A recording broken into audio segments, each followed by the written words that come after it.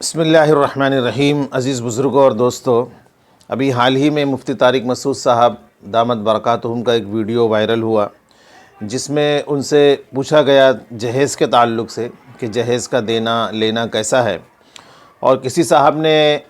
یہ بھی کہا کہ حضور پاک علیہ الصلاۃ والسلام نے اپنی بیٹی حضرت فاطمہ رضی اللہ تعالیٰ عنہ کو جہیز دیا تھا۔ تو اس سے بہت سارے لوگ اس کا جواز بھی نکالتے ہیں کہ بیٹیوں کو جہیز دینا صحیح ہے، کیونکہ رسول پاک صلی اللہ علیہ وسلم نے دیا تھا، تو کیوں نہ ہم بھی دیں۔ تو مفتی طارق مسعود صاحب نے اس کا جواب دیا کہ رسول پاک صلی اللہ علیہ وسلم نے اپنی بیٹی کو جو جہیز دیا تھا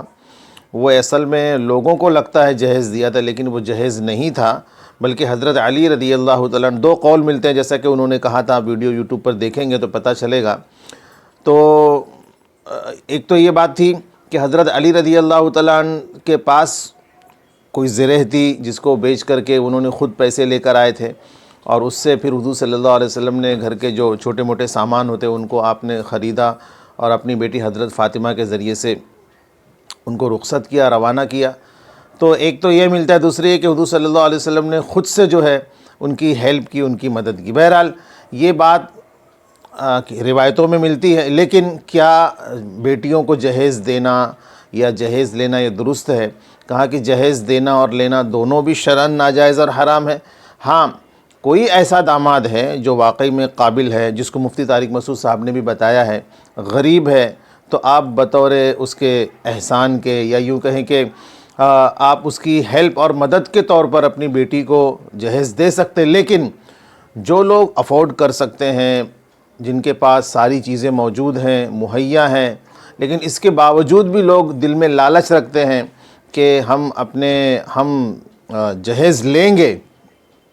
تو ایسے لوگوں کو تو اول تو بیٹی دینا ہی نہیں چاہیے، جہیز کی تو بات دور کی ہے۔ لیکن جو داماد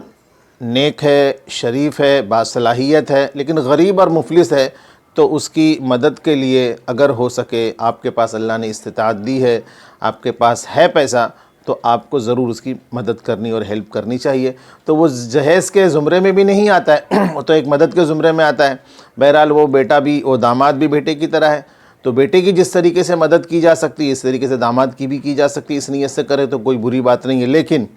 اس بات کو حضرت مفتی طارق مسعود صاحب نے کچھ ایسے انداز میں بتایا، کچھ اس طرح انہوں نے مثال دی کہ جس کی وجہ سے سوشل میڈیا پر، یوٹیوب پر ایک زبردست طریقے کا ہنگامہ ہو گیا۔ دیکھو، مفتی طارق مسعود، مولانا طارق جمیل، ان دونوں کی خدمات ساری دنیا جانتی ہے کہ اتنی ہیں کہ جو دیوبندی یا تبلیغی مکتب فکر کے لوگ ہیں وہ تو پسند کرتے ہی ہیں، دوسرے لوگ بھی بہت زیادہ ان کو پسند کرتے ہیں۔ ان کی خاصیت یہ ہے کہ یہ گراؤنڈ لیول کی بات کرتے ہیں، لوگوں کے منشا کے مطابق بات کرتے ہیں، یہ تفرقہ والی، فتنے والی، گالی گلوچ والا لہجہ ان کا نہیں ہوتا۔ سب کے تعلق سے ان کے دلوں کے اندر بڑا رحم ہے، بہت وسیع ان کا سینہ ہے، تو یہ مقبول پوری دنیا میں ہیں، چاہے وہ دیوبندی ہوں یا پھر دوسرے مکتبے کے فکر کے لوگ ہوں، سارے کے سارے ان کو پسند کرتے ہیں۔ اور ان کی خدمات دیکھیں کہ اللہ تبارک و تعالیٰ نے ان سے ایسی محنت لی ہے کہ بہت سارے لوگ اپنے گناہوں سے توبہ کیے، اور بہت سارے لوگ جو بھٹکے ہوئے تھے وہ راستے پر آئے۔ یعنی ایک بہت بڑا طبقہ امت کا جو دین سے پھرا ہوا تھا، ان کی محنت کی وجہ سے وہ دین پر آیا ہے۔ تو جہاں انہوں نے اتنی محنت کی ہے، کہیں اگر باتوں میں کوئی لغزش ہو جائے، کوئی کوتاہی ہو جائے، تو اس کو درگزر بھی کرنا چاہیے۔ دیکھیے، مفتی طارق مسعود صاحب جیسا آدمی، جو اپنے تو مکتب فکر کے لوگ عزت احترام کرتے ہی کرتے ہیں، دوسرے کے مکتب فکر کا بھی بڑا ہی احترام کرتے ہیں۔ اہل حدیث کے تعلق سے ان کا بیان دیکھیے کتنا عمدہ ہے، اور اہل تشیع کے تعلق سے ان کا بیان دیکھیے بہت عمدہ ہے۔ تو یہ جب دوسرے کے مکتب فکر کو دل میں احترام رکھتے ہیں، تو بتاؤ کہ مولا علی، حضرت علی رضی اللہ تعالیٰ عنہ کے تعلق سے جو انہوں نے مثال دی ہے، جس کو سوشل میڈیا پر لوگوں نے ایک بہانہ بنا کر کے ان کے اوپر غلط الزامات لوگوں نے لگایا، اور یہ کہا کہ ان کو گرفتار کرو، ان کی گرفتاری کرو، اور ان سے کہو کہ معافی مانگیں، ان کو جیل میں ڈالیں، ایسے سخت الفاظ مفتی صاحب کے تعلق سے لوگ بیان کر رہے ہیں۔ مفتی صاحب کیا حضرت علی رضی اللہ تعالیٰ عنہ کے تعلق سے ایسے نازیبہ جملے وہ ادا کر سکتے ہیں؟ بالکل بھی نہیں۔ انہوں نے جو مثال دی ہے وہ ان دامادوں کے لیے کہا ہے جو داماد نااہل ہیں، کمینے ہیں، یعنی کہ ایک روپے کی بھی وہ جن کی حیثیت نہیں ہے، اور وہ خواب دیکھتے محلوں کی، بڑی بڑی لڑکیوں کے اور بڑے بڑے لوگوں، بڑے بڑے گھرانوں میں اپنی شادی کے خواب دیکھتے ہیں، اور جن کے پاس اپنی حیثیت کوئی نہیں۔ تو مولانا نے یہ کہا، مفتی صاحب نے یہ کہا کہ جیسی حیثیت ہے ویسا آپ رشتہ تلاش کریں۔ اگر آپ کی حیثیت ٹھیلے چلانے کی ہے تو آپ ٹھیلے والا رشتہ تلاش کریں، اگر آپ کی حیثیت بڑی ہے تو بڑا رشتہ تلاش کریں، لیکن دل میں یہ نہ ہو کہ ہم کو سامنے سے کوئی جہیز دے گا۔ ہاں، جس کی بیٹی ہے وہ اگر قابل اعتماد ڈھونڈ رہا ہے اور قابل اعتماد داماد ملا اسے، لیکن وہ غریب اور مفلس ہے، تو وہ اپنی بیٹی کی اور اپنے داماد کی مدد کے تعلق سے وہ ہیلپ کرنا چاہے تو کر سکتا۔ بہرحال